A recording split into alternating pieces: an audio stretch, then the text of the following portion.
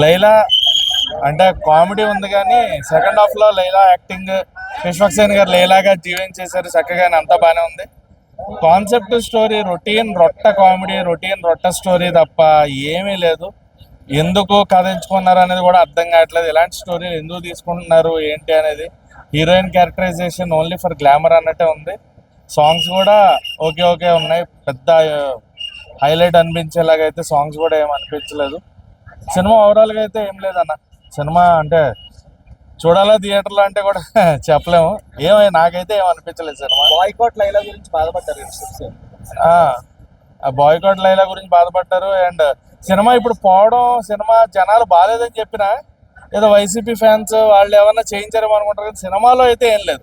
సినిమాలో మ్యాటర్ లేదు, దానివల్ల పోయింది తప్ప ఎవరో ఏదో చేయడం వల్ల కాదు. సినిమా బాగుంటే ఎవడు ఏ వైసీపీ వాడైనా ఎవడొచ్చినా అడ్డుపడేది ఏం లేదు ఇక్కడ.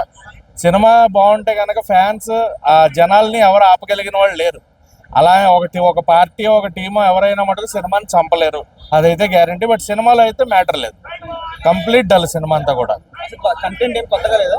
ఏం కొత్తదనం లేదు, కొత్త కంటెంట్ ఏం లేదు. కొన్ని ఎమోషనల్ సీన్స్ చాలా బాగున్నాయి. మదర్ సెంటిమెంట్ వర్కౌట్ అయింది. అండ్ మదర్గా కీర్తి చావ్లా గారు, మన అందరికీ తెలిసిన ఆది సినిమా హీరోయిన్ గారు ఆవిడ చేశారు.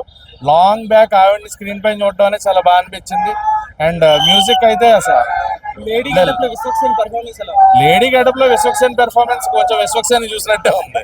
లేడీ లాగా ఉంటే బాగుండేదేమో అనిపించింది. లేడీలా అంటే ఫేస్ ఎక్స్ప్రెషన్స్ బాగున్నాయి కానీ వాకింగ్ స్టైల్ అదంతా ఆయన విశ్వక్సేన్ గారు బయటకు వచ్చేస్తున్నారు. అది లేడీ గెటప్ ఫేస్ వరకే ఓకే, ఎక్స్ప్రెషన్స్ అవిని. బట్ వాకింగ్ స్టైల్ కానీ ఆ మేనరిజం కానీ ఆయనలాగే ఉన్నాడు. అంటే హిట్ సినిమా తర్వాత ఆ రేంజ్ సినిమా ఏది లాస్ట్ బెస్ట్ సినిమా అంటే ఏం చెప్తారు? నాకైతే మెకానిక్ రాకీ బాగా నచ్చింది. చాలా మంది పోయిందన్న మంచి కంటెంట్ ఉన్న సినిమా, మరి అది ఎందుకు డ్రాప్ అయిందో తెలీదు. మెకానిక్ రాకీ ఇస్ గుడ్, నాకు అది బాగా నచ్చింది. అండ్ అంత ముందున్న సినిమాలు దమ్కి కూడా బాగుంటుంది. బట్ దాంతో కంపేర్ చేసుకుంటే అసలు చూడక్కర్లేదు ఈ సినిమా అయితే. అవుట్ ఆఫ్ 5 ఎంత రేటింగ్ ఇస్తావు? 1.5 అన్న. డిజాస్టర్.